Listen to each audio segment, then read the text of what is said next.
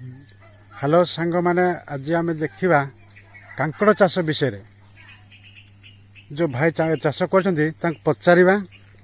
केमी चाष कर कौन कर से भाईर परिचय टे मागिबा आमी ये कर देखा से भाई को पचारा परिचय कौन भाई टे कहे परिचय टे देवे आमको। आज्ञा मो ना रवींद्र मल्लिक घर हूँ बंधागुड़ा ब्लॉक मोहना गजपति जिला मु जड़े जीविका साथी अच्छी आईटीडी रो से माध्यम उन्नत मानर हाइब्रिड कांकड़ चाष मु करी वर्तमान बगीचार आप देखिपे ये कांकड़ प्रक्रिया रही सकाଳେ सकाଳେ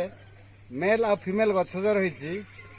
मेल फूल आनी फीमेल एवं देखु मुझे देखेबी आपण को ए फीमेल जो ये फूल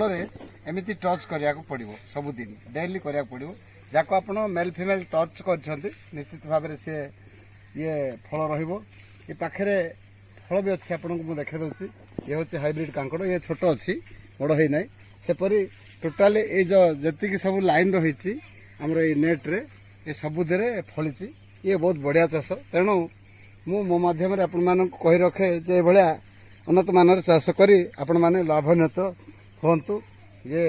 मोर चाषी भाई मान गोटे छोट प्रयास। अच्छा भाई खाली कांकड़ चाष कर ना कौन कौन चाष कर बगीचा रे कांकड़ सांगे मोर ये गोटे छोटिया किचेन गार्डन अच्छी एटी विभिन्न किस्म सब परिवा सब रही सेपट रही अल्प मात्रा रे गोटे 10-20टा गछ रही ये कटिक पुटल ताकू भी बहुत सोरडार आणिकी या चारा रोपण करके आरंभ कर चाष भी आपण मैंने आम अंचल करें या भितर भी रही बैगन रही मोर छोटिया किचेन गार्डन विभिन्न प्रकार परिवा सब चाष होती ये 2 वर्षर बैगन गछ वर्तमान भी फल अच्छी या मु जैविक पद्धति चाष कर जो कि वर्ष वर्ष संख्या गछ रही केमिकल जब यूज कर गछ हे तो मरी जाता समस्या भाव। अच्छा यहाँ कौन लगी कोबी ये फूलकोबी लगी फूलकोबी लगी ये लगिक बर्तमान 4 दिन हो स्वल्प मात्रा लगी रज पड़गला जो अधिक किसी लगी पारनी रज पर पूरा बगीचा सब फिलअप हो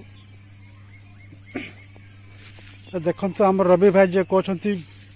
कम मात्रा लगे रज पड़गला रज पर आहरी लगे पूरा चाष हो उर्वर कर रखी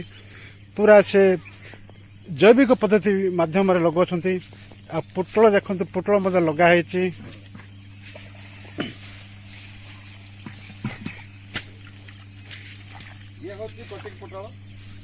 कटिक पुटल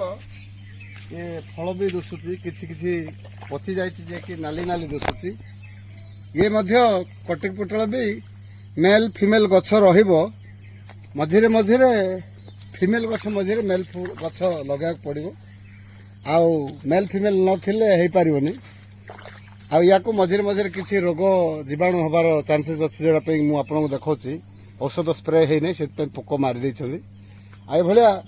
बहुत सुंदर चाष भी हो पारिबो आपन को मु देखै पारिबे सब होची कटिंग पुटल